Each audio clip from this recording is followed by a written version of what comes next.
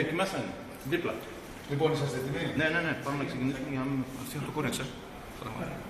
Πάμε, κύριε Πρόεδρε. Λοιπόν, εχθές, όπως γνωρίζετε, αποδεχόμενος πρόσκληση του κυρίου Νικολαίδη, η οποία μου έγινε από τον κύριο, μέσω του κυρίου Πετρόπουλου, τον επισκέφθηκα στο εξοχικό του μαζί με τους συνεργάτες μου, τον κύριο Δανομάρα και τον κύριο Χρυστοβασίλη. Στόχος της χθεσινής συνάντησης ήταν να σπάσει ο πάγος που υπήρχε στις μεταξύ μας σχέσεις και να διευθετήσουμε το συντομότερο δυνατό για το καλό της ομάδας κάποια οικονομική διένεξη που, όπως ξέρετε, υπάρχει. Ζήτησα από τον κύριο Νικολαίδη να είναι κοντά στην ομάδα, γιατί χρειαζόμαστε όλη την πόλη κοντά στη Δόξα. Δεσμεύτηκε ότι σύντομα θα συζητήσουμε για την ουσία της υπόθεσης και με την ευκαιρία του τελευταίου παιχνιδιού στην έδρα μας θέλω να ευχαριστήσω όλο τον φιλαθρό κόσμο της Δόξας και να τον καθησυχάσω ότι και οι συνεργάτες μου και εγώ προσωπικά θα κάνουμε ό,τι το καλύτερο για να γίνει ομάδα πολύ δυνατή και στη νέα σεζόν να πρωταγωνιστήσει στο πρωτάθλημα της δεύτερης εθνικής με στόχο την άνω. Αυτά έχουμε να σας πω. Πότε να περιμένουμε τις εξελίξεις? Έχουμε ξεκινήσει εξελίξεις όσον αφορά την ομάδα. Εννοώ με τον κύριο Νικολαίδη να το ξεκαθαρίσουμε αυτό. Αναμένω από τον κύριο Νικολαίδη να μου πει πότε θέλει να συναντηθούμε για να του παραδώσω τα χαρτιά με βάση τα οποία εκτιμώ ότι υπάρχει διαφορά, έτσι. Θα διευθυνθεί η διαφορά μας. Εξήγησα στον κύριο Νικολαίδη ότι η πεντάμινη αποχή του από τα διοικητικά και το γεγονός ότι κάποιοι άλλοι άνθρωποι έτρεχαν την ΠΑΕ, ίσως να είναι η αιτία για το γεγονός ότι κάποια στοιχεία από αυτά που μου παρέθεσε να είναι διαφορετικά από αυτά τα οποία βρήκα. Άλλωστε, τα στοιχεία αυτά είναι από τους λογιστές της ΠΑΕ. Εγώ δεν έχω αλλάξει για τον λόγο αυτό ούτε τον λογιστή της ΠΑΕ, ούτε τη διοίκηση. Παραμένει ίδια. Όπως και επί εποχής πριν τον ερχόμενο μου. Και είναι στην διακριτική ευχαίρεια του κ. Νικολαίδη να εξετάσει τα στοιχεία αυτά και αν πιστεύει ότι δεν είναι σωστά να τα αντικρούσει. Εγώ αυτό που ήθελα είναι να συναντηθούμε και να του δώσω τα στοιχεία, διότι θέλω να αποφύγω τις διενέξεις. Ήρθα στην πόλη με σκοπό να ενώσω όλους τους φιλάθλους γύρω από τη Δόξα. Αυτός είναι ο στόχος μου και εκεί θα επιμείνω. Αν δεν διευθετηθεί το θέμα και δεν υπάρξει συζήτηση, θα προχωρήσετε στην δημιουργία νέας διοίκησης ή θα περιμένετε? Όχι, είναι ανεξάρτητο.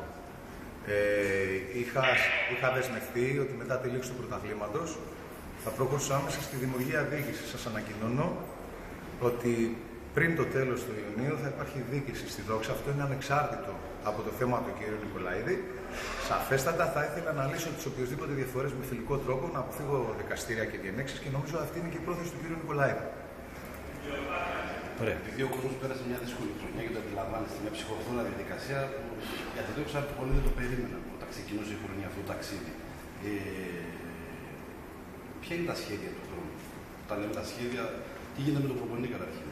Εκτιμώ ότι το ταξίδι αυτό, με όλες τις δυσκολίες του, έδωσε πολλές εμπειρίες και στους ποδοσφαιριστές και στην ομάδα γενικότερα και στους φιλάθλους.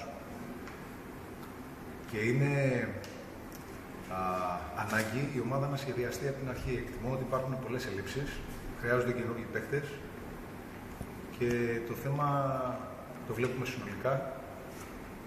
Μέσα στον μήνα θα έχουμε πολλές εξελίξεις και θα έχετε και πολλές ανακοινώσεις.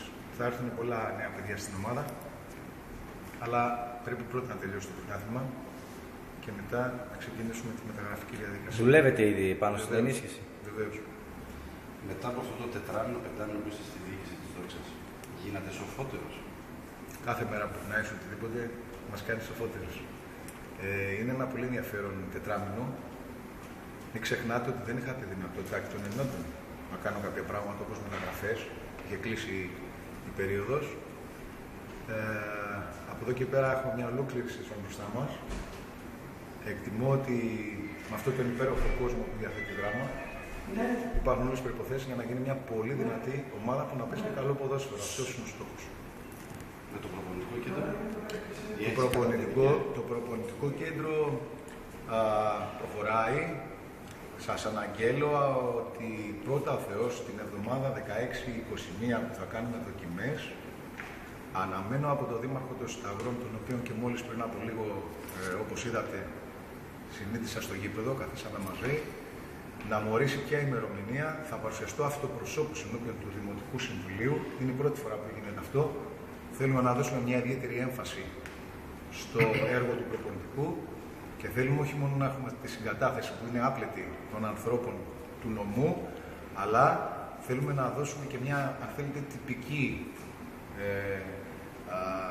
μια βαρύτητα στο θέμα και γι' αυτό το λόγο θα παρουσιαστώ αυτοπροσώπως στο Δημοτικό Συμβούλιο να του ζητήσω με αίτηση την αγορά του κτήματος προκειμένου να δημιουργηθεί το προπονητικό της δόξης. Εκτιμώ ότι αν όλα πάνε καλά όσον αφορά τις τυπικές διαδικασίες,